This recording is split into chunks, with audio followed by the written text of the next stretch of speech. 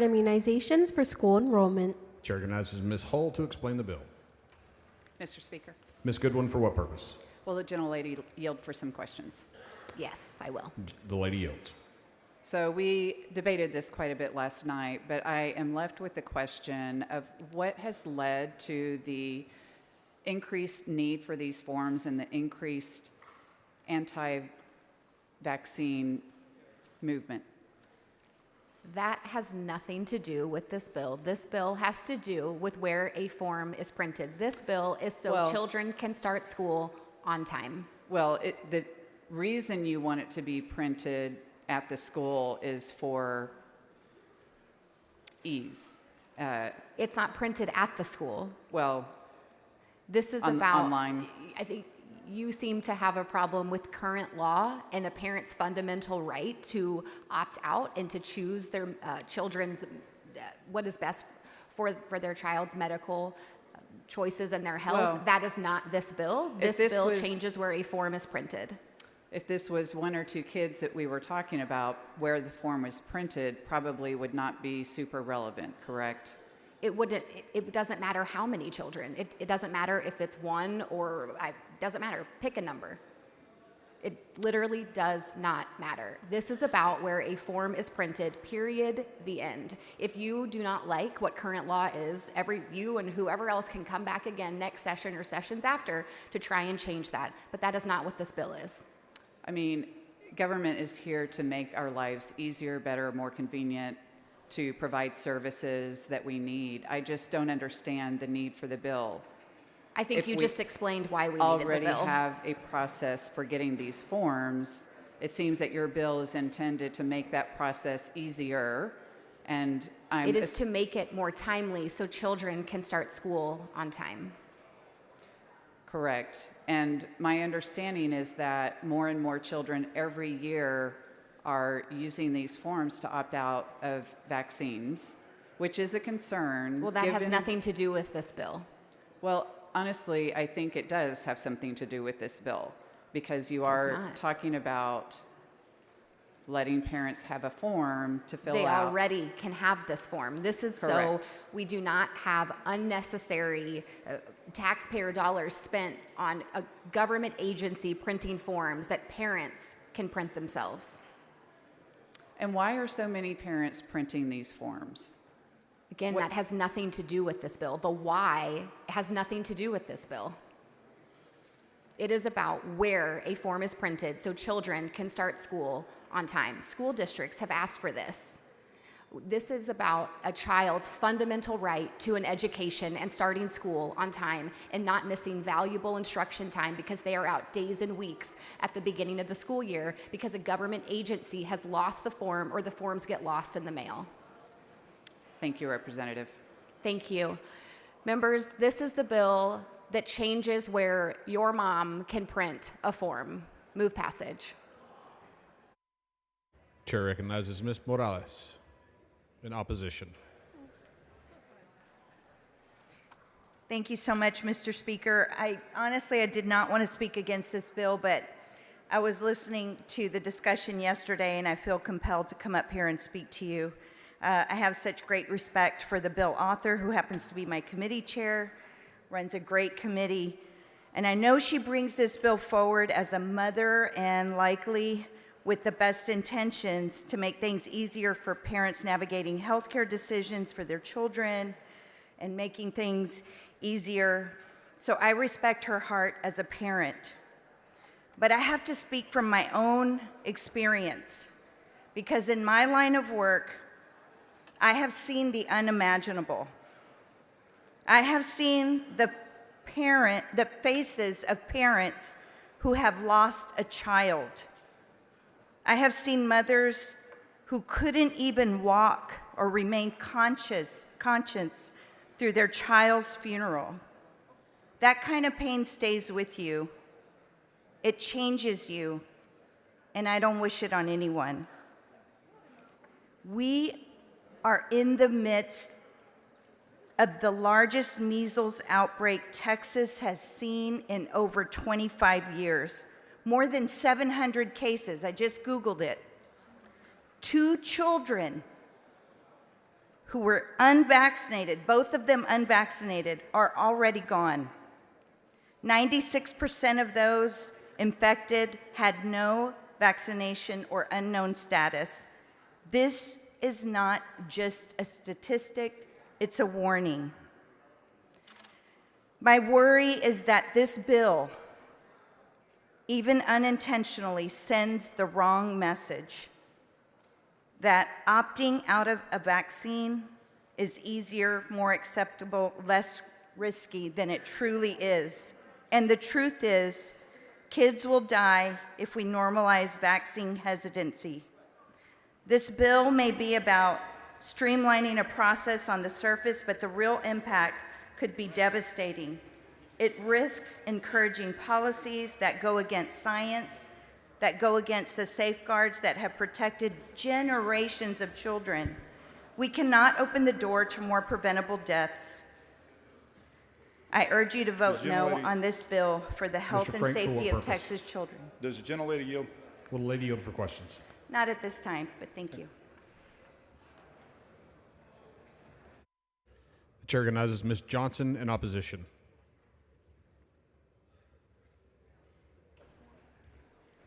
Thank you, Mr. Speaker and members. I am a Texan, and my dad, Jake Johnson, many of you know, served here in the Texas House, and he too is a Texan. And he loved President Dwight Eisenhower, a Republican from Texas and President of the United States. He loved him so much, he named my brother Jacob Dwight Johnson. I, too, have a tremendous amount of respect for Chairwoman Hall. We came in together, and I agree with what she argues for and talks about the simplicity of trying to do the form. I know that her heart is right when she says that she doesn't want children to miss school and that she's trying to make it easier for those things to happen to ensure that they can't get there, or that they can get into school and not be delayed because of the form. What worries me is what's the message we're sending from here with regard to public health, or whether we believe in vaccines. And so I want to remind everybody that our nation was suffering significant public health crisis and disease in the early parts of the 1900s. And it was President Eisenhower who used the power of the bully pulpit and the White House to praise individuals like Dr. Jonas Salk, who had come up with a vaccine on polio. For those of you that remember or know folks from that time, polio is a debilitating disease, and unfortunately one that we are seeing start to come back. The president published this statement in 1955, and he said, "I want to caution the people of our nation about two things. First, no vaccination program can prevent all cases of the disease against which it is directed. Let us not forget that Dr. Francis reported the polio vaccine as used in the 1954 field trial was found to be 60 to 90%, not 100% effective in the field trials last year. Today, we hear many people criticize vaccinations and say, well, they're not 100% effective. Why are you relying upon them? And this is no different from where our nation was when we began battling public health crisis with immunization and vaccination. Mr. Speaker, Mr. Frank, for what does purpose? the gentlelady yield? The lady yield for questions. I'll tell you what, Chairman Franks, will you let me finish this part of this Eisenhower, and then I'll come back to it. Absolutely. I promise. Thank you. Absolutely. Not at this time. President Eisenhower then went on to say, quote, "Second, although the manufacturers are now moving towards full-scale production and distribution of this vaccine, it will take them varying periods of time to retool to meet the revised production standards during the months immediately ahead we must be patient with our limited supply of vaccine is used first to help protect those who need it most. Every parent and every child should be grateful to those scientists who have been working without rest and without relief during recent weeks to find answers to the problems that are causing the delay. They have found these answers, and another battle in the continuing fight against polio has been won. In my view, that is great leadership from our government. To tell parents, and let's not forget when we talk about immunizations, we are predominantly talking about protecting children. Something that I would dare say none of us in this room know or worry about, because all of our parents had us vaccinated to protect from disease. Chairman Franks? Mr. Frank, for what purpose? Does Frank, gentlelady excuse me. yield? I Will gave the you an lady yield extra for one. I questions? apologize. Yeah, that's right. I will lady yield for yields. questions. Yeah, thank you very much. I think at the start of your comments, when you were actually talking about this bill, you said that you understood the bill, it makes it more efficient, kids will get in school earlier. Is that correct? I said that I believe very much in Chairman Hull's concern about that issue. Okay. My concern, and the Right. reason I'm voting no on this bill, Okay. is I worry that message. I worry that the message coming from this chamber So, is that vaccination is not a public health crisis of which we should take most seriously. so you referred back to when, I believe, Eisenhower. Do you know how many doses of vaccines were required back then I know- for a child? I Do know you how you're many? going to tell me. I don't, but I know you know the answer. So, Okay, so yeah. if you will, tell me Around- what it is in the around form of a question. Around 16 separate doses. Do you know how many are required now to be in school? I know it's a much higher number. It's around 88 separate doses to be in school. So most of the people that ask for exemptions, are they asking for exemptions from all vaccines or just some? I don't know the answer to that. Most people get vaccines. They are asking exemptions for some. Okay. We've had multiple testimony. Do you realize we have had multiple testimony from professionals in public health this year that when they talk about vaccines have used words, for instance, the measles vaccine, they used a word like, this is one of the good vaccines. Our state health. And I, Do you and I realize recall, that has been said? Yeah, and I'm on that committee with you. Okay. And I remember You when remember? we talked about that, and they talked about the question of good.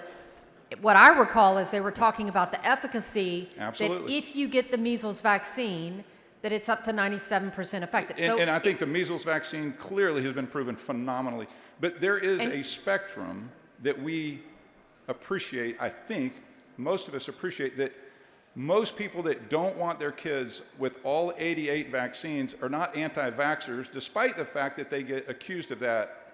Would you agree with that? You and I have talked about this, which is, and we've said this, politicizing this particular issue, no matter which way you're doing it, is a bad thing for public health. And you and I have had these very honest conversations Right. about people getting informed of how they want to practice good public health. One of the things that we have heard in our committee is that people trust their primary physician the most. And one of the other things that we have heard in our committee is we in Texas don't have a lot of folks that have a primary care physician because many people are not covered or there's low access to care, which is why we're equally trying to say that, hey, get kids immunized wherever you can get them. Or we're talking about rural health care, we're talking about these stand-up, urgent care centers, and trying to get more access. So you and I will agree that this is incredibly complex. Right. It's not so simplistic. But this bill at its core is incredibly simple. We have kids not going to school because the parents are having to call the state agency. The state agency is then hiring 4 different people to send out in the mail different forms. Is that right?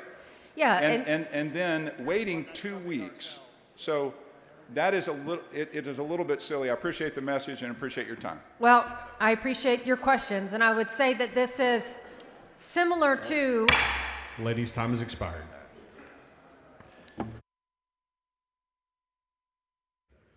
Chair recognizes Ms. Jones of Harris in opposition.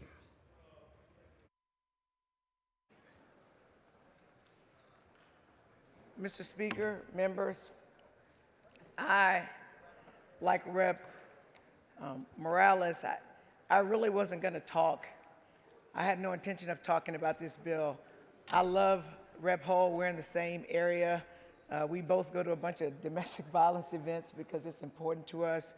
But we just have two fundamentally different beliefs about the importance of these worksheets that no longer have a state seal.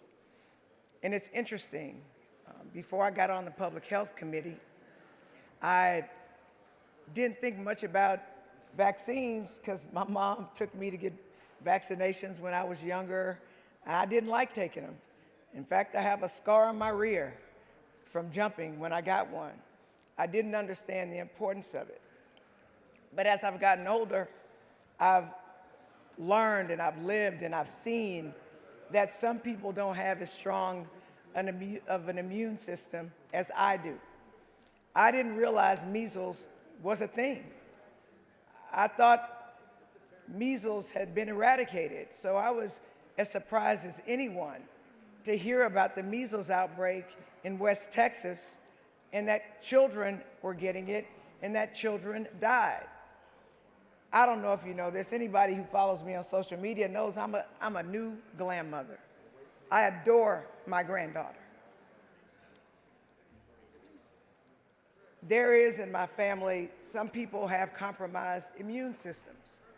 And when I was sitting in the first Public Health Committee meeting at the beginning of this session, I was surprised. So the first thing I did while sitting at the dais is I called my son and my daughter-in-law, and I asked if my granddaughter had a vaccine, if she'd been vaccinated for measles.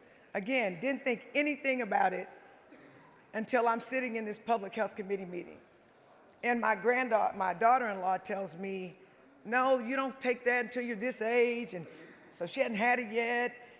And all I could think was, I don't want my granddaughter to die. I'd learned in the Public Health Committee meeting that you can take it earlier, it won't hurt you. So I literally begged and pleaded, sort of ordered my son and my daughter-in-law to take my grandbaby to get her a vaccine. And they did. And I started paying attention. Then I thought, I believe in public education. I graduated from public high school. I went to public school and middle school. I went to public elementary school. I went to a public university because I fundamentally believe in public education. But all of a sudden, I'm wondering right now, mind you, my grandbaby is not my child. She is my son and my daughter-in-law's child. I'm literally having conversations with them about whether they should send her to public school because, like most people in Texas, I didn't even understand about herd immunity, but I understand it now.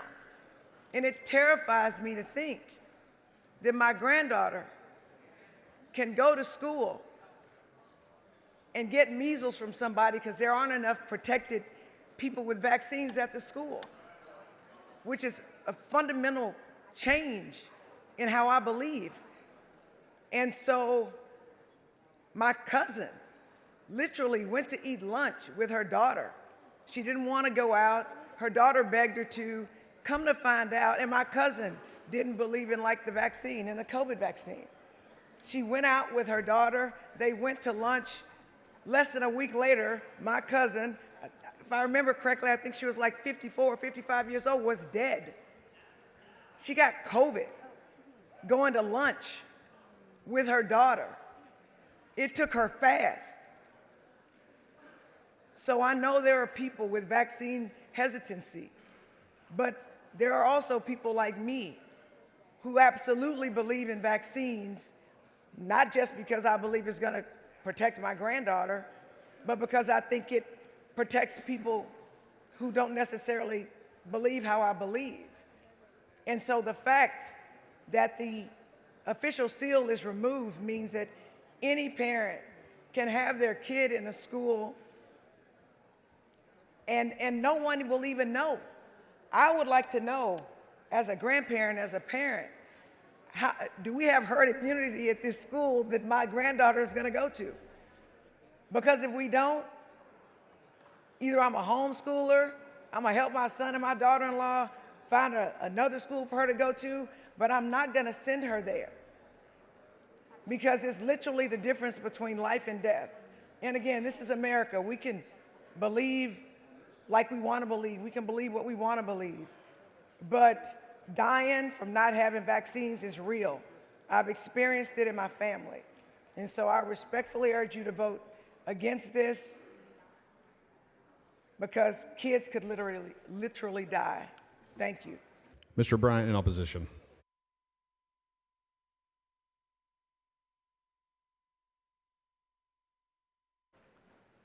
Members, I'll be very brief, but I don't think that this matter should pass by so quickly without specific references to what this bill does. It is not a bill simply to simplify a form. Let me explain what is in the current law. The current law says that the Department of State Health Services shall include a seal or other security device to prevent reproduction of that form for obtaining an exemption.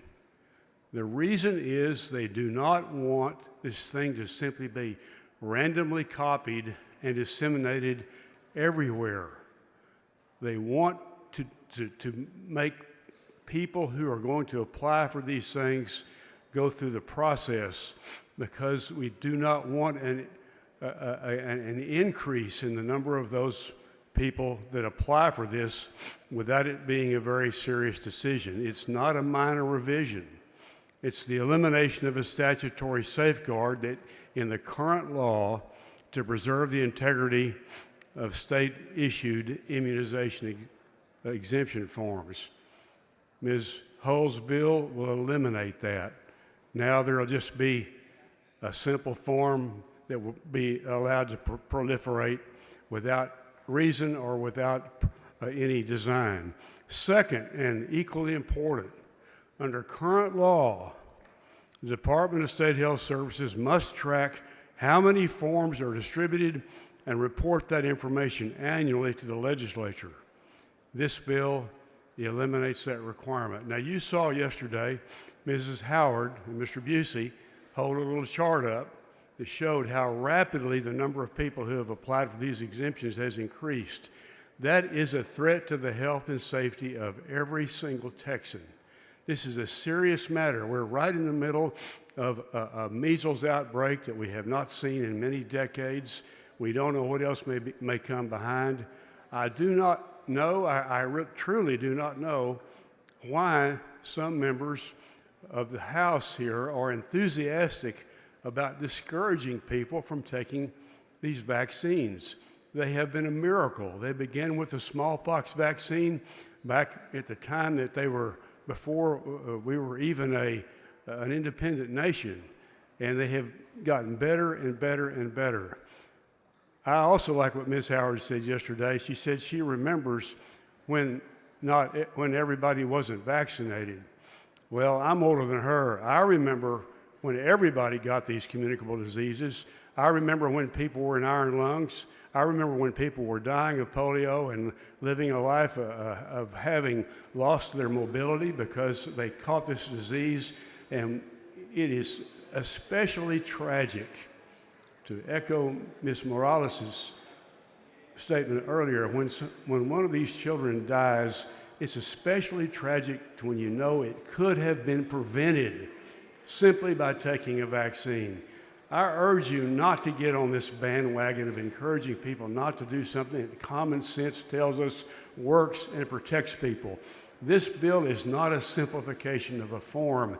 It is a change in the law that is designed to discourage people from doing this without serious thought. It's a change in the direction that we're going with regard to respect for science. This is not a time for partisanship. It's not a time for putting ideology over pragmatism. It's a time to protect the public interest. I urge you to vote no on this bill. Mr. Speaker, Ms. Goodwin, for what purpose? will the gentleman yield for some questions? The I gentleman yield. yield for questions. The gentleman yields. Thank you, Representative Bryant. It sounds like you're understanding the bill the way I am, that it removes some safeguards, and it does make it easier for people to request an exemption from a vaccine that could save lives. That's exactly right, and it is part of this movement to try to tell people not to take vaccines. Otherwise, it wouldn't include these other provisions that I just mentioned. That's right. And, you know, after all the stories that we've heard about how vaccines has eradicated polio, had eradicated measles, and now we have a reoccurrence of measles, you would think that logically people would understand how critically important vaccines are, wouldn't you? You would think so. And yet, I wonder if it's misinformation on social media that has led to many families thinking that vaccines are potentially harmful to their kids. Yes, I assume that's where it's coming from because there's no scientific basis for it. I agree, and I really hope that families out there will understand that even if they are in the part of Texas that has this measles outbreak, that even if your child hasn't been previously vaccinated, even once they get the measles, you can still vaccinate them and have it be less harmful to them. That's correct. And so I appreciate you making the points that you made here. Thank you, Representative. Thank you.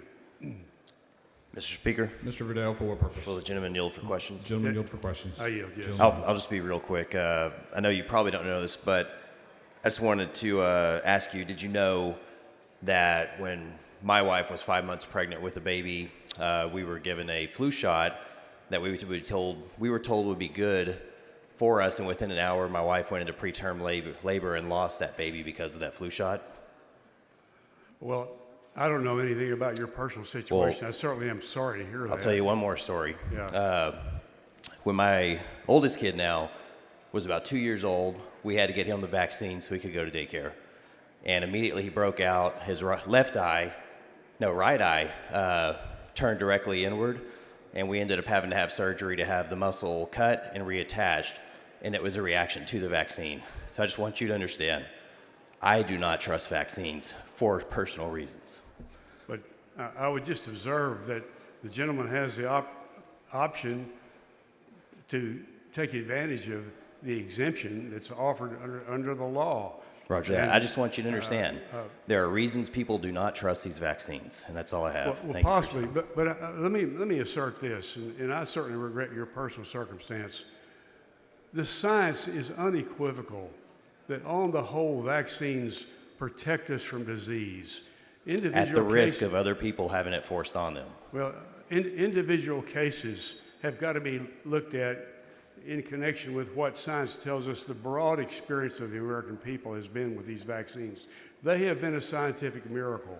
And for us today to forget all of this history and not remember the tragedies that occurred, flu epidemics that killed 500,000 Americans back in the 1920s, things that are clearly part of history, to ignore all of that and pursue this ideological effort to try to encourage more people not to take vaccines, in my view, is what always happens when we put ideology ahead of practical and pragmatic understandings of what's really going on, and when we put party ahead of the public interest. And I hope that you will vote against this bill. Thank you for your time.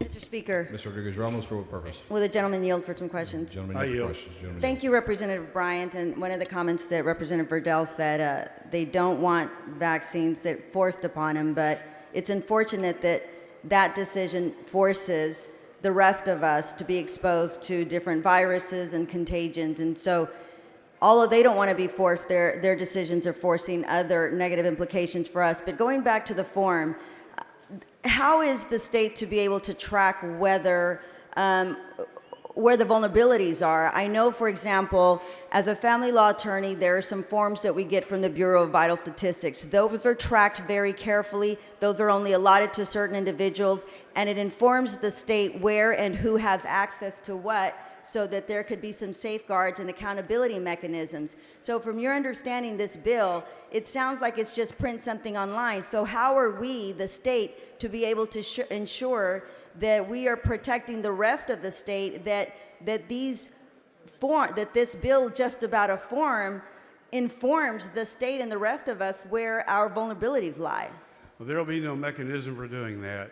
This bill eliminates the requirement that the Department of State Health Services keep track of the a number of these forms that are issued and reported to the legislature.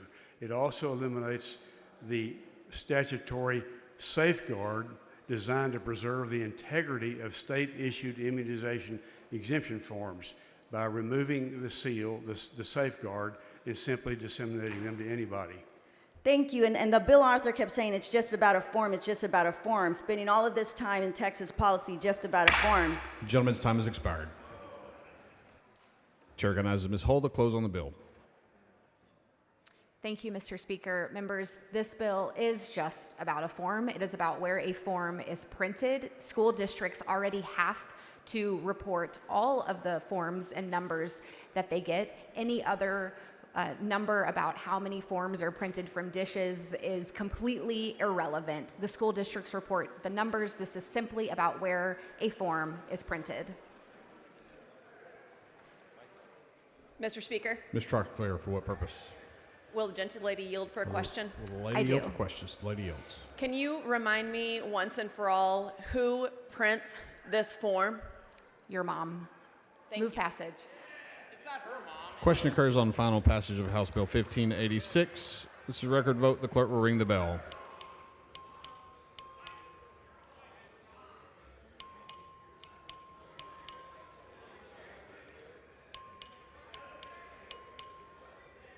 We've all voted. There being 83 ayes, 54 nays, House Bill 1586 is finally passed.